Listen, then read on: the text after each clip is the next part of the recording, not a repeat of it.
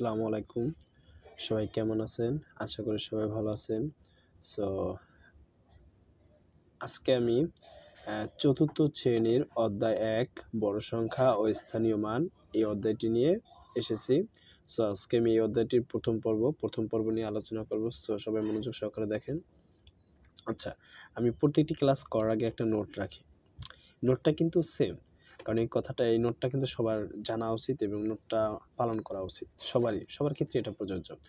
So নোটটা হচ্ছে প্রত্যেকটি অধ্যায় শেখার আগে আমাদের সেই অধ্যায়টি সম্পর্কে ভালো করে জানতে হবে। প্রত্যেকটি অধ্যায়, যেমন এই অধ্যায়টার নাম কি? বড় সংখ্যা স্থানীয় মান। সুতরাং এই বড় সংখ্যা কি, স্থানীয় মান কি, এইটি আমাদের ভালো করে আগে বুঝতে হবে। তারপর আমাদের অধ্যায়ের কাজগুলো শুরু করতে হবে এবং আমাদের কি কি বিষয় শিখতে হবে তাও আমাদের বুঝতে হবে। এবং এই অধ্যায়ের ভিতরে আমাদের কি কি কাজ শিখতে হবে, এই বড় সংখ্যা ও স্থানীয় মান এই অধ্যায়টির ভিতরে আমাদের কি কি কাজ শিখতে হবে, সেই কাজগুলো আমাদের আগে পয়েন্ট আকারে বের করতে হবে। তারপর আমরা সেই অধ্যায়ের পয়েন্ট অনুসারে আয়ত্ত করব, তাহলেই আমরা খুব সহজে বিষয়টি বুঝতে পারবো। এবং তারপরে যে পয়েন্টগুলো আমি বাছাই করব, যেগুলো আমাদের শিখতে হবে, সেগুলো আমরা 1, 2 আকারে 1, 2, 3, 4, 5 করে আমরা পয়েন্ট করে আমরা সেগুলো বাছাই করব। তারপর আমরা 1, 2, 3 করে আস্তে আস্তে একটা করে সবগুলো কমপ্লিট করব। তাহলেই আমরা খুব সহজে বিষয়টি আয়ত্ত করতে পারবো, অধ্যায়টি আয়ত্ত করতে পারবো, আমাদের কমপ্লিট হবে। ঠিক আছে? সো আমরা এইভাবে করে আমি ক্লাসটা কমপ্লিট করব। আপনারা শুধু আমার সাথে পাশে থাকেন আর ভিডিওগুলো দেখতে থাকেন। সো দেখেন, আমি প্রথম পার্টটা হচ্ছে কি, আমরা জাস্ট এই অধ্যায় সম্পর্কে আলোচনা করা, আর কোনো ক্লাস না। দ্বিতীয় ক্লাস থেকে আমি বইয়ের অঙ্কগুলো করাবো।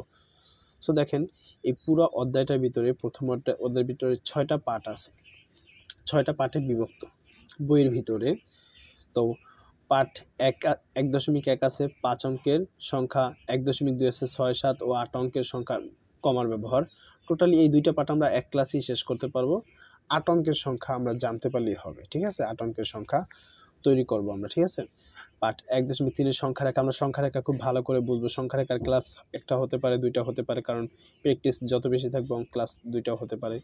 তো অনুশীলনী করবো, আমরা অনুশীলনীগুলো করব, সংখ্যার তুলনা শিখবো এবং আবার দুইটা অনুশীলনী আছে আমাদের, এই দুইটা অনুশীলনী আমরা কমপ্লিট করব। ঠিক আছে? তো আমরা শেখার এখানে কী কী আছে একটু দেখেন। পাঠ অনুসারে যদি আমি বলি, সংখ্যা চিনতে হবে। একটা সংখ্যা দেখে যদি আমরা বলতে পারি যে সংখ্যাটা কত, ঠিক আছে, ওই সংখ্যাটা আমরা অঙ্কে লিখতেও বা বানান করে যাতে লিখতে পারি এবং বানান করা থাকলে সেটাকে যাতে আমরা অঙ্কে রূপান্তর করতে পারি, সে বিষয়গুলো আমাদের খুবই ভালো করে শিখতে হবে। এবং সংখ্যা রেখা সম্পর্কে শিখতে হবে, কমার ব্যবহারটা শিখতে হবে, কোথায় কমার ব্যবহার, এটা খুবই সিম্পল একটা কাজ, আমরা ক্লাস 3তেও শিখছি। তারপর সংখ্যার তুলনা শিখতে হবে। সংখ্যার তুলনা মানে একটা সংখ্যা থেকে অপর একটা সংখ্যা মানে কোনটা বড়, দুইটা সংখ্যা পাশাপাশি যদি আমরা দেখি তখন আমাদের বুঝতে হবে যে সংখ্যা দুটির ভিতর কোনটা বড়, সেটা আমাদের বুঝতে হবে। যদি আমরা না বুঝি তাহলে আমরা সংখ্যার তুলনা বুঝলাম না বা সংখ্যা চিনলাম না। সো আমি এই 6টা পার্ট নিয়েই ক্লাসটা কমপ্লিট করব। তো আজকে আমার প্রথম ক্লাস হচ্ছে সংখ্যা, বড় সংখ্যা, স্থানীয় সংখ্যা সম্পর্কে মোটামুটি ধারণা নেওয়া। সংখ্যা সম্পর্কে আমাদের মোটামুটি ধারণা নিয়ে রাখবো। তো দেখেন এখানে কি লিখছি আমি, অঙ্ক কয়টি ও কি কি, আমাদের জানতে হবে অঙ্ক কি, অঙ্ক কয়টি ও কি কি। অঙ্ক দেখেন, অঙ্ক হচ্ছে কি টোটালে 10টি। কয়টি? 10টি। আচ্ছা, আমি একটু করি, এই যে অঙ্ক কয়টি ও কি কি। অঙ্ক মোট 10টি, যথা 0, 1, 2, 3, 4, 5, 6, 7, 8, 9। আমরা ছোটবেলা থেকেই জানি, এটা অনেকে বলে সংখ্যা কয়টি ও কি কি, আসলে এটা অঙ্ক। ঠিক আছে? অঙ্ক প্রতীক, এটা হচ্ছে অঙ্ক প্রতীক। পরীক্ষার প্রশ্ন ভিতর যদি আসে অঙ্ক প্রতীক কয়টি, তখন আমাদের দিতে হবে 10টি।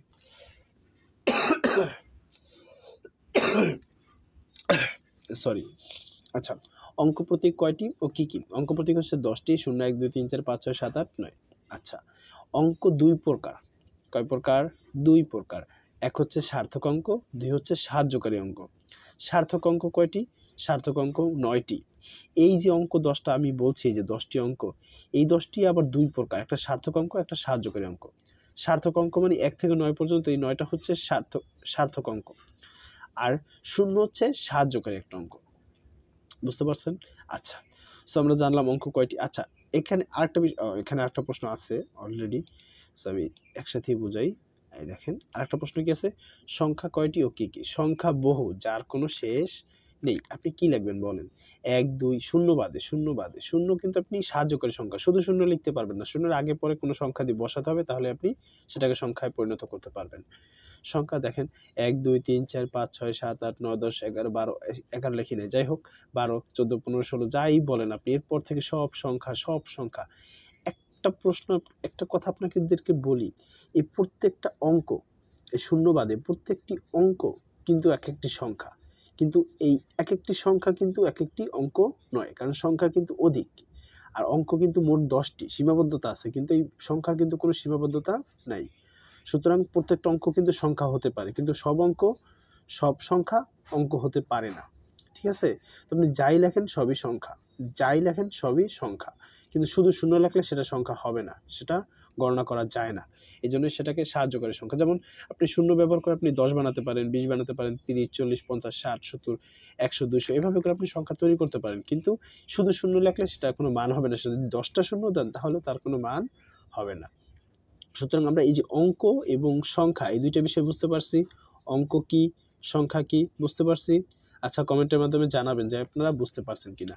আচ্ছা, এবার দেখেন আমরা এই যে বড় সংখ্যা বা ছোট সংখ্যা, এই যে স্থানীয় মানটা, আমরা স্থানীয় মানটা বড় সংখ্যা তো ছোট সংখ্যা আমরা ক্লাসে বুঝতে পারবো, আমরা কোনটা বড় সংখ্যা ছোট সংখ্যা এটা আমাদের এই যে সংখ্যার তুলনায় বুঝতে পারবো। আর হচ্ছে কি স্থানীয় মানটা জানতে হলে আপনাদেরকে এই যেটা আপনাদের পুরোপুরি জানতে হবে।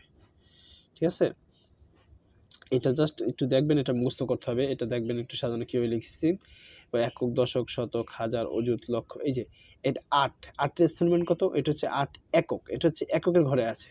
এটা একক, দশক, শতক, হাজার, অযুত, লক্ষ, নিযুত, কোটি পর্যন্ত আছে। তো এখানে দেখেন টোটালি 8টা সংখ্যা কিন্তু আছে আমাদের 8 অঙ্কের সংখ্যা পর্যন্ত হাইস্ট। ঠিক আছে, সো আমরা দেখেন এটা হচ্ছে একক, এই যে একক, 8 এককের স্থানীয় মান কত? শুধু 8। 7 দশকের স্থানীয় মান কত? এই 7-এর পর একটা সংখ্যা আছে, মানে একক দশক, তার মানে 2টা সংখ্যা এখানে হবে। 7 লিখে আমরা সাথে সাথে একটা শূন্য বসাই দিব। ঠিক আছে, 2টা সংখ্যা যেতে হবে, এই 7-এর 7, তারপর একটা শূন্য বসাই দিব ডান পাশে, তাহলে 70 পাবো। 7-এর স্থানীয় মান 70, 6-এর স্থানীয় মান 600, 5-এর স্থানীয় মান 5000, মানে একক, দশক, শতক, হাজার। দেখেন আপনি কর ধরে যদি গুনেন, একক, দশক, শতক, হাজার, 4 কর পর্যন্ত গেছেন। 4 করে গেলে একটা সংখ্যা, 4 করের মধ্যে একটা কর হবে 5 এবং বাকি যে 3টা থাকবে ওই 3টা শূন্য বসাই দেবেন, তাহলে আপনি 5-এর স্থানীয় মান হবে 5000, 5 দিয়ে 3টা শূন্য। 4-এর স্থানীয় মান কত?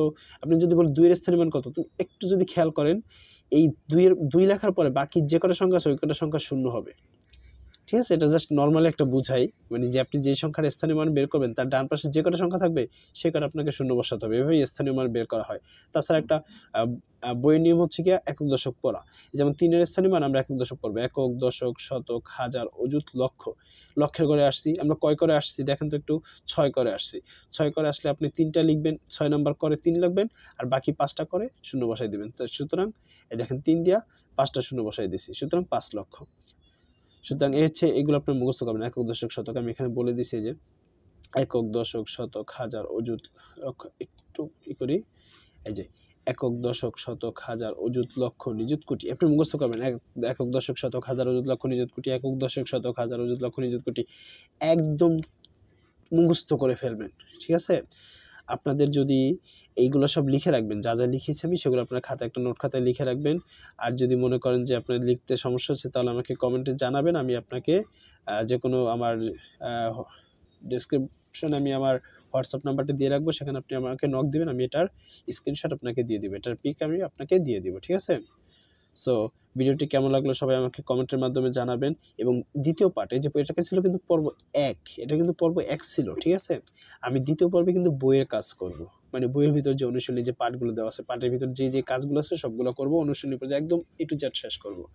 সো সবাই ভালো থাকবেন, ক্লাসটি কেমন লাগলো আমাকে কমেন্টের মাধ্যমে জানাবেন, এবং দ্বিতীয় পার্ট দেখার জন্য আমার চ্যানেলটি অবশ্যই সাবস্ক্রাইব করবেন, এবং যদি কেউ ফেসবুক থেকে দেখে থাকেন আমার পেজটি ফলো দিয়ে রাখবেন। সো সবাই ভালো থাকেন, আল্লাহ হাফেজ।